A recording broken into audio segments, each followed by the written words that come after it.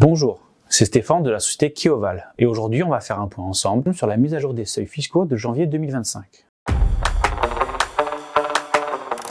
Il est essentiel pour les cabinets d'expertise comptable et leurs collaborateurs de maîtriser les principales évolutions fiscales afin d'accompagner efficacement leurs clients.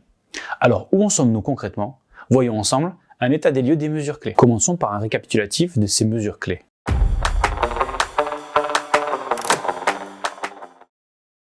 Depuis le 1er janvier 2025, les seuils de franchise en base de TVA ont été relevés de 5% par rapport à 2024, offrant ainsi une marge supplémentaire aux petites entreprises. Le régime simplifié de TVA a été ajusté pour inclure davantage d'entreprises, simplifiant certaines démarches administratives. Toutefois, l'administration fiscale a renforcé les contrôles sur les entreprises bénéficiant de ces seuils, augmentant ainsi les obligations de justification. L'établissement d'un seuil unique de franchise de TVA pour les micro-entrepreneurs et les petites entreprises, initialement prévu à 25 000 € de chiffre d'affaires, est suspendu jusqu'au 1er juin 2025. Cette décision résulte d'une concertation en cours avec les parties prenantes. Par ailleurs, un décret entré en vigueur au 1er janvier 2025 harmonise les règles du régime de franchise en base de TVA avec les évolutions européennes.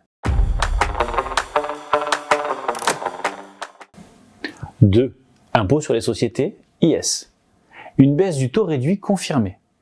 Le taux réduit de l'impôt sur les sociétés pour les PME a été abaissé de 15 à 13% pour les bénéfices inférieurs à 42 500 €. Le seuil de chiffre d'affaires permettant d'accéder à ce taux a été relevé à 55 millions d'euros, offrant cette opportunité à un plus grand nombre d'entreprises. En parallèle, une contribution exceptionnelle s'applique en 2025 aux grandes entreprises dont le chiffre d'affaires dépasse 1 milliard d'euros. 20,6% pour les entreprises réalisant un chiffre d'affaires entre 1 et 3 milliards d'euros. 41,2% pour celles dépassant 3 milliards d'euros. Les entreprises de fret maritime sont également concernées par une taxe exceptionnelle calculée à 12% sur la moyenne du résultat d'exploitation des années 2024 et 2025. Concernant la cotisation sur la valeur ajoutée des entreprises, CVAE, sa suppression initialement prévue pour 2027 est reportée. Les taux d'imposition seront progressivement réduits à partir de 2026, avec une suppression totale prévue en 2030. En 3. Seuil des régimes simplifiés BIC et BNC. Une mise à niveau pour suivre l'inflation. Les seuils applicables au régime micro-BIC et micro-BNC ont été revalorisés de 6,2%, tenant compte de l'inflation. Cette hausse implique que certains professionnels libéraux doivent passer au régime réel, impactant ainsi leur gestion comptable et leurs obligations fiscales. Autre mesure fiscale et sociale, la prolongation et extension de la réduction d'impôt pour dons aux associations. Le dispositif Coluche, qui permet une réduction d'impôt de 75% pour les dons aux associations d'aide aux personnes en difficulté, est maintenu et étendu aux associations luttant contre les violences faites aux femmes et les violences domestiques. La prise en charge des frais de transport public des salariés bénéficie d'une exonération de cotisations sociales jusqu'à 75% du coût de l'abonnement, rétablissant ainsi le taux antérieur. Les pensions de retraite de base sont augmentées de 2,2% au 1er janvier 2025, en phase avec l'inflation. Et enfin, la baisse du plafond des indemnités journalières en cas d'arrêt de travail.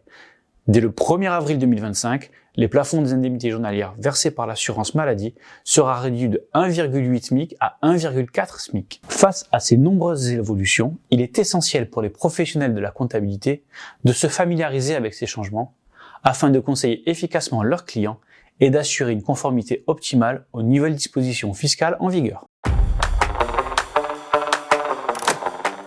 Maintenant que nous avons récapitulé ces mesures, profitons-en pour mettre en évidence l'impact concret de ces mesures pour les cabinets comptables. Premièrement, les défis techniques dans l'adaptation des logiciels. Les cabinets ont dû mettre à jour leur ERP comptable et logiciel de gestion fiscale pour intégrer ces nouveaux seuils. Et certains outils n'étaient pas prêts dès le 1er janvier, obligeant les professionnels à des ajustements manuels temporaires. Deuxièmement, la communication et sensibilisation du client. Une majorité des cabinets ont envoyé des notes explicatives dès janvier, mais une partie des entreprises ont encore du mal à comprendre l'impact des nouvelles règles. Les questions fréquentes concernent surtout les seuils de TVA et la transition vers le régime réel pour les ex-micro-entreprises. Troisièmement, les changements opérationnels. Les entreprises concernées par un changement de régime fiscal ont souvent été contraintes de revoir leur système de facturation. Et les contrôles renforcés sur les seuils de TVA ont entraîné plusieurs redressements dès le premier trimestre. Voici mes conseils pour pour les cabinets comptables. Anticiper les ajustements futurs. L'inflation pourrait encore impacter les seuils en 2026.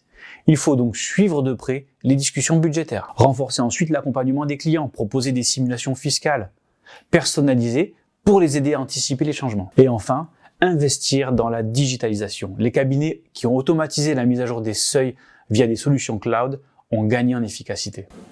3 mois après, quel bilan? Au 1er avril 2025, la majorité des entreprises ont assimilé les nouveaux seuils fiscaux, mais certaines restent en difficulté face aux nouvelles obligations.